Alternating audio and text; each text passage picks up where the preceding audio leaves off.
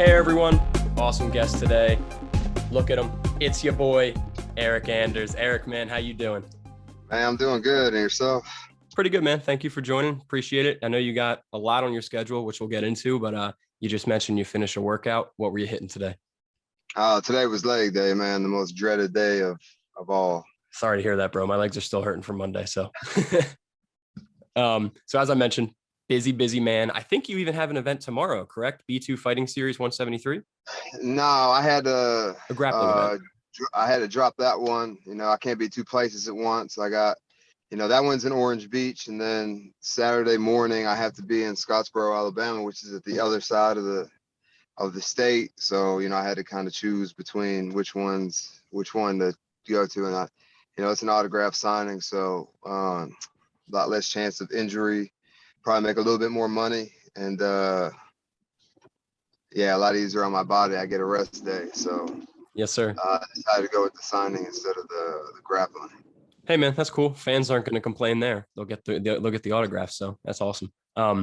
So we'll skip the B2 Fighting Series. You were scheduled to fight or grapple Josh Yelverton, who's a brown belt, but and I'm sure, dude, that'll happen. I'm sure that'll happen after this fight. I'm sure I'll have some downtime and want to stay active, which is why I chose to do that, or agreed to do it in the first place, was just to stay active and get some reps in before an actual fight. So yeah, I'm sure that match will happen probably sometime early next year.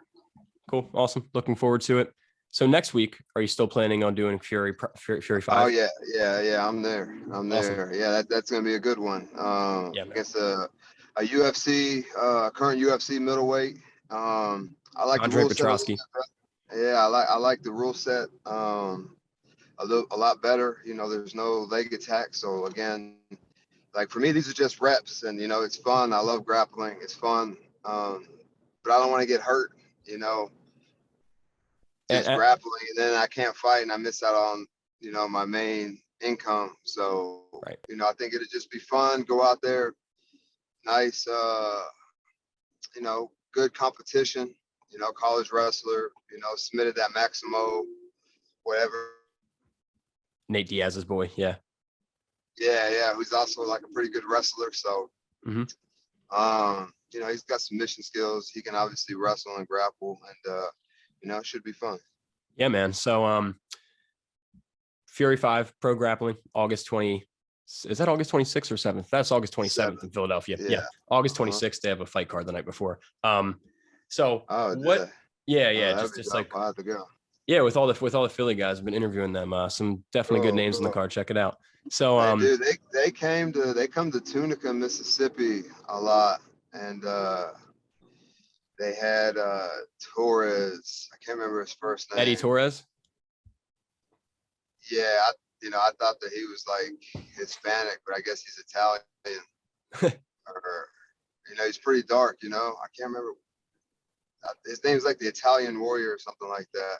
I don't have the nickname in front of me, but you're talking about New Jersey's Eddie Torres. Yeah, they all train with Daniel Gracie. Right. Yeah. Sean Brady was in his corner. I got to sit with them, but I think Petroski trains there as well. So yep. It's fun watching those guys fight and compete. They're doing really well in the UFC and on the local or in regional circuit as well.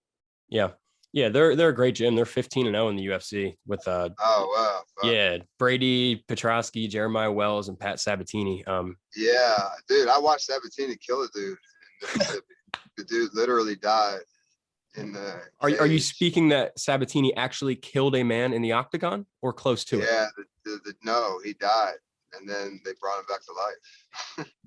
He like knocked the dude out on his feet, and then the referee like grabbed Sabatini, and the dude that he was fighting like face planted, and I guess he hit his head again, and like his heart stopped. Wow. He died, and then they brought him back. That's it may have been Sabatini's last fight before he made it to the UFC. That's insane, dude. I did not know that. I'm gonna have to ask Pat about that because I've been talking to those guys at that gym. That's nuts, man. Yeah, MMA, you guys are crazy. So it takes a special kind of dumbass to want to do this. I don't know. I don't know if you're a dumbass. Warrior. We'll say warrior, huh? Yeah, maybe. Oh. So we just talked Fury 5, Petroski, all that. Do you have a game plan going in, or are you just going to go in there, have fun, and grapple? Go in there, have fun, grapple. I'm sure I'll end up on my back at some point. I'm very comfortable on my back. Have a good submission game off my back.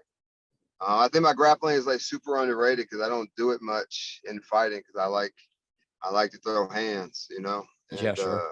so people don't really know about my pedigree.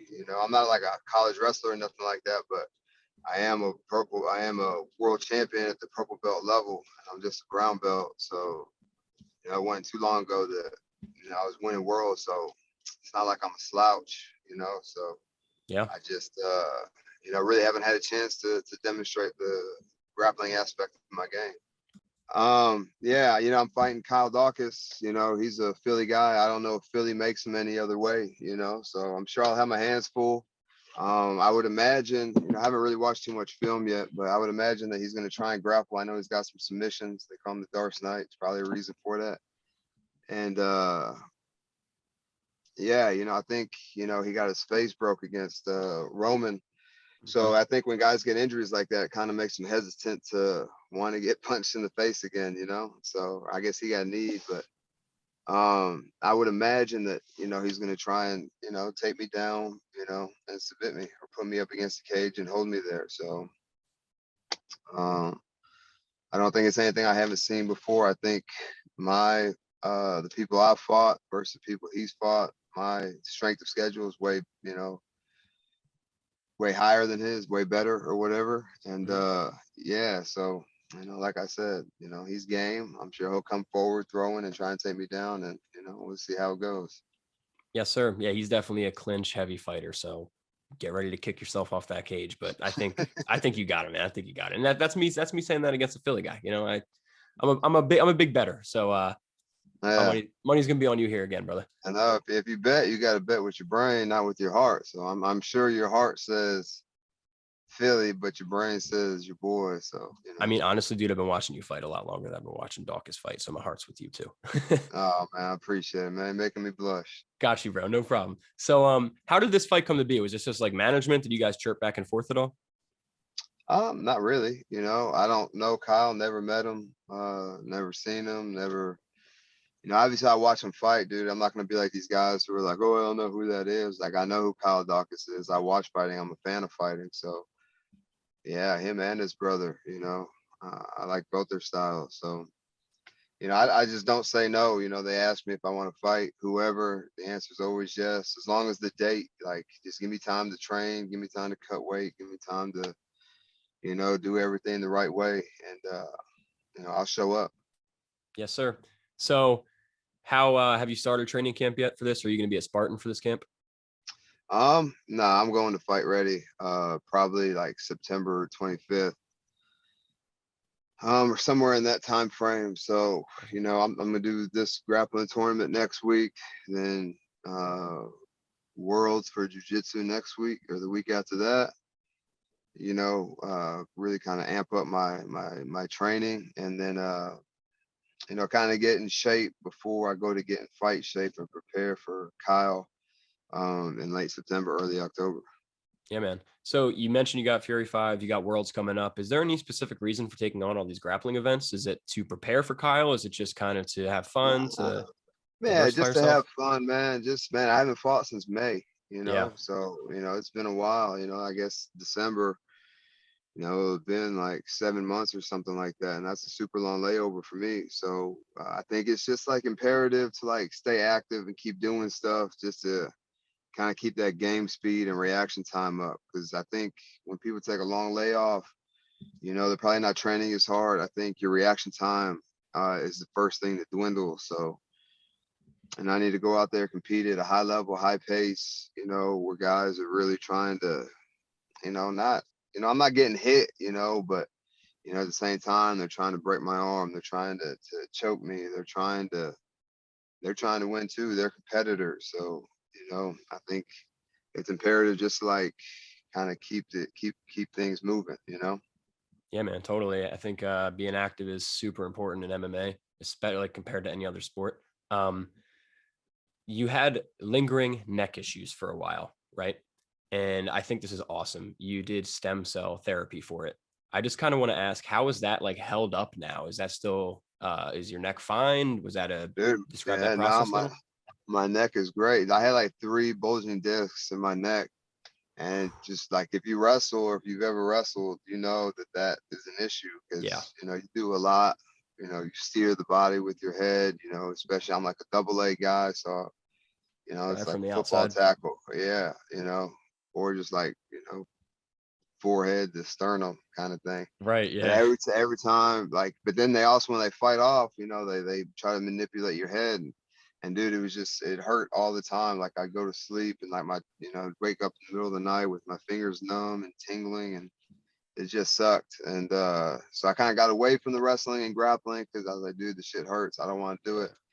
And it really affects, that's a whole like part of the fight. If you're not going to threaten takedowns or grappling at all, like it's a lot easier to defend the strikes if you have nothing else to worry about, so to speak.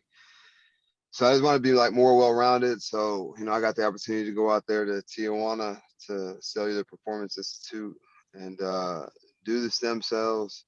And man, I had them put in like my shoulder. I tore my meniscus, had them do it in my meniscus and my neck.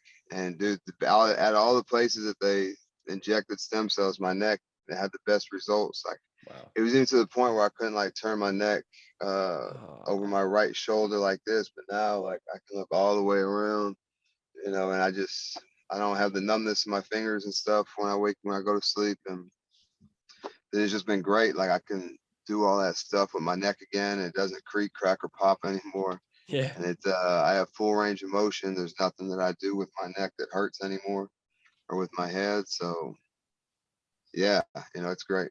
That's awesome, man. Very glad to hear you're healthy and feeling good. I believe I said we would get back into this, give you a chance to speak on it. You can tell me to buzz off too, but your last time out against Park, split decision, didn't go your way. I believe that was your first fight back since getting the neck treatment, but Yeah, sure. I thought you looked great. I'm a random guy from Pennsylvania. It doesn't matter. I had the scorecards going your way. I just want to give you a chance to talk about that fight. Like, what was that like?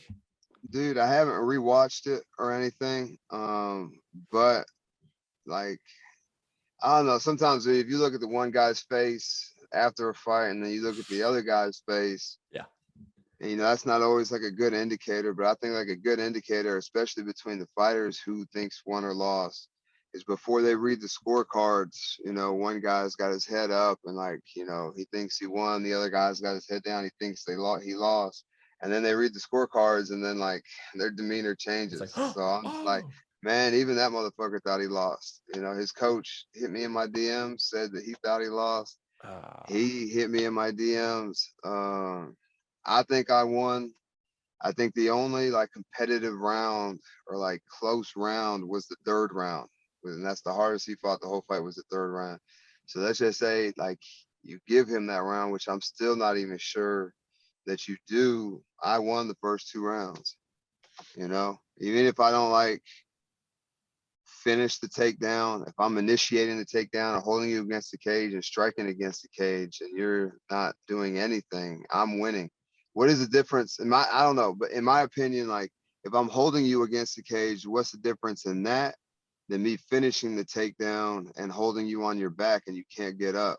totally agree. It's just one's vertical, one's horizontal outside of the actual finish of the takedown. But maybe I wasn't trying to finish the takedown. Maybe that was what I was trying to do, was just to like rush him to the cage, So I don't know what judges look at, see, or how they score it, but I do aim to finish fights, but they're all not going to be first or second round finishes. So sometimes you got to like wear a dude down, get him tired, and kind of win the point in time of possession, or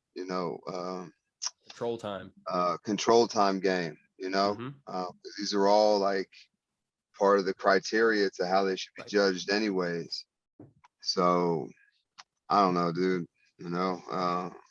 And to be honest, man, I really don't care about the wins and losses, dude. But it kind of fucks my money up. I lose half my money. And I know you bet on that fight too. So that's I did, BS too. man. They took away my money, That's so. yeah, man. But look ahead, December 3rd, you'll get it back. That's my Yeah, least favorite I'm over thing. that shit. My least favorite thing about MMA betting, dude, is the fucking judges.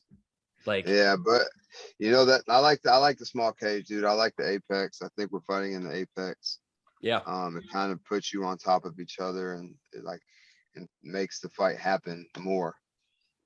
So man, it's just up to me to go out there and just beat the shit out of people and give more output. Or man, to be honest, I don't even know what the judges are looking for or what they want out of me, but no one does, bro. The decision thing hardly ever goes my way. I think I've won one close fight against Mershart, and the rest, if it's even close, it goes to the other guy every round. Yeah, man, I totally understand the frustration. Judging in itself is a problem, but I think specifically against your fights, you've seen some bad decisions. So I hope you can go out there in the small cage and break this guy's face again.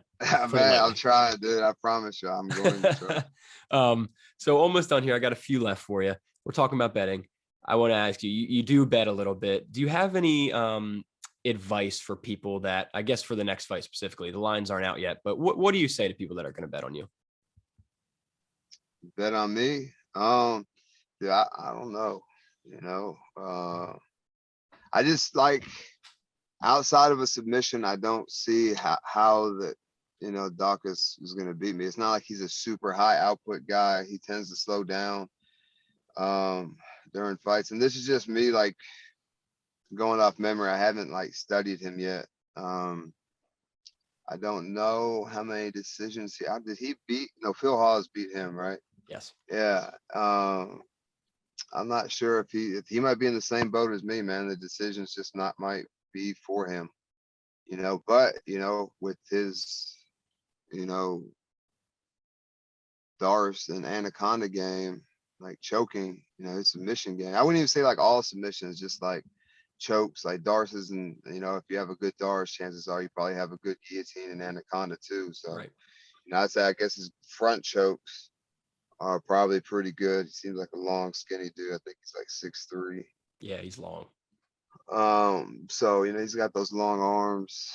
If he gets me down, could be an issue. But I think my takedown defense is really good. I don't think he's got knockout power outside of a headbutt. If he took out like that. I just think the fight favors me in just about every way outside of a submission. I don't have any submissions. Just one in 20 something fights. Yeah. So, man, decision or finish my way, I think. Love it. Love it. I'll keep it in mind when I put the bets down. You got any bets for 260 or 278 this weekend? Let's see. We got Leon and Miro. Yeah. Usman. I'm gonna go Usman. Rockhold and Costa's co-main. Oh, dog. I would go Costa knockout round 1 or 2. Yep. Pretty easy prop bet, I think. Yep. And the last one I'll ask you about, Jose and Merab. Oh man, I hate this fight. I like Merab. Merab's cool, dude. I like, and he's probably gonna win because he just doesn't get tired. And if you even look at Marlon Moraes was beating the shit out of him until he got too tired of beating the shit out of him and got fucked up. And it is a 3-round fight that I think Jose can fight at a high pace for 3 rounds. But I just don't think that anybody at 35 can match Merab's cardio, especially, dude. They're in Salt Lake, dude. I don't know what the altitude is in Salt Lake, but I'm pretty sure it's 3,000 or higher feet. So we had to take that into effect. So my heart goes for Jose, but I think Merab gets that one done. Cool. So I got 2 left for you real quick, and then I'll let you get out of here. Go prepare for your busy couple weeks ahead. So everyone saw you were on Joe Rogan's podcast earlier in the summer. How was that, man? Living out everyone's freaking dream right there. Dude, it was great. He's such an easy guy to talk to. And especially for a dude who runs the #1 podcast in the world. You know, he does the comedy stuff. He does the commentating stuff for the UFC. He was just a chill, down to earth dude. It was just like, you know, talking to anybody that you just met off the street. Like, he didn't have like this aura of like, you know, some dudes on that level, like they think they're invincible and like, You get like you the know, they smug, just, yeah. but he's not that dude. He's just like a normal, just, hey, what's up? You know, the only thing, dude, he's so good at the podcast thing. There's like, he just kept the conversation moving so fast. You know, I was like, but I wasn't done answering the question, and now we're talking about something else. I just want to be like, man, hold up. But I just kind of let him steer the conversation, and you know, whatever came up, and you know, it was awesome. I think the thing, at least for me, that people like about Joe Rogan is that like he's knowledgeable about everything, but he's also willing to have a conversation and not an argument. Yes. You know, a lot of people like they disagree with something and it becomes an argument, and then it's fuck you, no fuck you, and it's, well, hey, I thought this and I read this and I read that, but then he's talking to an expert on the subject and he's like, oh, I never thought, or I didn't know, or you know, he's just such like an open-minded person, and he actually seems curious about what it is that he's talking about and the questions that he asks. So I think there's a level of like authenticity you get with Joe Rogan. Yeah, man, he's awesome. And it was a great episode. I've only watched like half of it so far, but awesome episode. So I'm excited to finish. I appreciate it. We've been talking fights here for like 20, 23 minutes or whatever. Enough of that.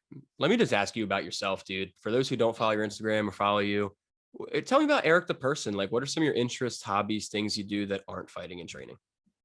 Well, man, I started a garden. It's, you know, yeah. it was thriving, but that planted beans, and the beans just went wild and like took over everything. So I'd like, you know, they were like eating all the nutrients, I think. Yeah. And so I ripped the beans out and I took some other stuff with it because it was just all overgrown. So, you know, I kind of fucked my pumpkins, watermelon up. But I like gardening. Spending time with the kids is probably the main thing. Yeah. Especially during the summer, my oldest and I took a road trip out to Yellowstone, which is phenomenal. But yeah, that's it, man. Just, you know, gardening, you know, doing little odd projects. I like to stay busy. I don't like to just sit around and do nothing. So I'll just like find something around the house to fix, like replace all the toilets or change light bulbs or, you know, some dad stuff, you know. Yeah, dude, love it. I got the big garden out back too. It's not mine, it's my fiance's, but I get the lifestyle. It's awesome. Dude, go out there and like plant some shit and watch it grow and like I got some peppers. Yeah, dude. It's like I didn't think I would like it. Like I started a garden last year because, you know, I think I had surgery and I couldn't do shit and I wanted something to do. So I just, you know, started a little garden and I, you know, grew a bunch of tomatoes and sweet potatoes and some peppers and tomatoes and cucumbers. And I was like, oh, snap. And then I, you know, started doing a little research about how to grow different stuff. Then I expanded the garden and grew a bunch of other stuff. And, you know, it's pretty cool. Hey, dude, homesteading's the way to go, man.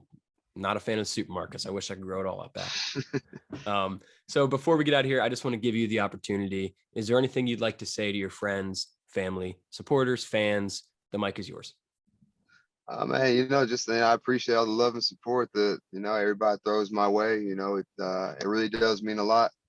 And you know, without, you know, fans and people watching, you know, there is no UFC, there is no fighting, there is no, you know, anything. So, you know, especially because, you know, it's the entertainment business. So, you know, I appreciate you guys tuning in, watching my fights, and, you know, keeping up with me. Thank you. Hell yeah, man. Everybody, August 27th, next Saturday, Fury 5 Grappling. Eryk Anders is taking on Andre Petroski. And then December 3rd, he's taking on another Philly boy, Kyle Daukaus, back in the octagon. Eryk, dude, thanks so much for this. Really appreciate the time. I know you got so much on your plate, so you're the man. Hey, thank you. Thank you for having me. Yeah, dude, of course. We'll do it again, all right? Have a good one.